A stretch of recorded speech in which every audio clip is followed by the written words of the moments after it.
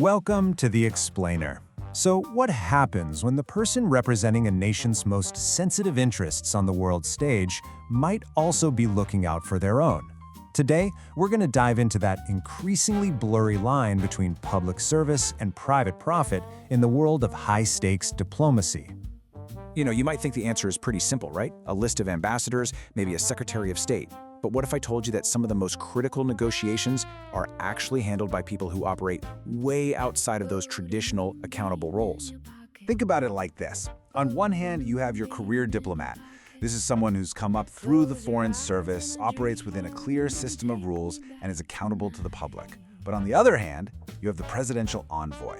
Their power, it doesn't come from an institution. It comes from personal trust with the president. This allows them to work through informal channels that are, well, often completely hidden from public view. To really see how this informal model of diplomacy plays out and the serious questions it brings up, let's zoom in on a recent and really prominent case study. During the Trump administration, Jared Kushner's official title was Senior Advisor. But in practice, sources were calling him an all-purpose diplomat. He was this powerful envoy, sent to tackle some of the world's most complex crises, all without any prior diplomatic experience. And his portfolio was just immense. He was a central figure in brokering the Abraham Accords, which was this landmark deal normalizing relations between Israel and several Arab nations. But he also led sensitive peace talks with Iran and held top-level meetings all across the Gulf. Okay, and this is where the story takes a really critical turn. This is where that line between his public duties and his private financial interests basically starts to dissolve. Just look at this timeline. Almost immediately after leaving the White House in 2021, Kushner launches a private equity firm, Affinity Partners. And in a remarkably short amount of time, that firm starts securing billion-dollar investments from the very same Gulf nations he had just been negotiating with as a U.S. official. And the most striking example? A $2 billion investment from Saudi Arabia's Sovereign Wealth Fund. Now, this wasn't just any investment. It came from a country that was central to his diplomatic work just months after he left his government post. And this wasn't an isolated case either. A Bloomberg report revealed a pretty staggering statistic. An estimated 99% of Affinity Partners' initial assets came from non-U.S. investors, primarily from, you guessed it, those same Gulf nations. So, the big question is, how is this possible? How can a top government official transition so quickly into private deals with the foreign governments they just worked with? Well, the answer lies in a structural detail of his government service.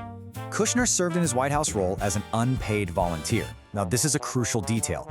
That designation meant he was exempt from the really strict financial disclosure rules and ethics regulations that are designed to prevent exactly these kinds of conflicts of interest for salaried federal employees. This lack of official transparency is so important here. As noted by Pod Save America, the public only found out about this $2 billion deal because of the hard work of investigative journalists, not because of any required ethics disclosures. So as you can imagine, this whole arrangement, being a top envoy, being exempt from disclosure rules, and then raising huge funds from those same regions, it understandably drew some sharp scrutiny from lawmakers and government watchdog groups. This question from a congressional letter by Representative Jamie Raskin really just cuts to the heart of the whole potential conflict. When you're negotiating for a country one day and seeking investment for your private firm the next, where do your loyalties truly lie? But here's the thing. This case isn't just about one individual. It's really a window into a much broader pattern of how power and influence can operate outside the established rules of modern governance. This is a perfect illustration of what some people call acting authority. This is power that doesn't come from a formal, accountable position. Instead, it flows from personal relationships and informal networks, operating in a gray area that's pretty far beyond the reach of traditional oversight.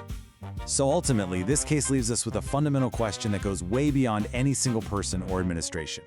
In a world where personal envoys and private capital are getting more and more intertwined, how do we and how do our laws define that line between serving the public and serving yourself?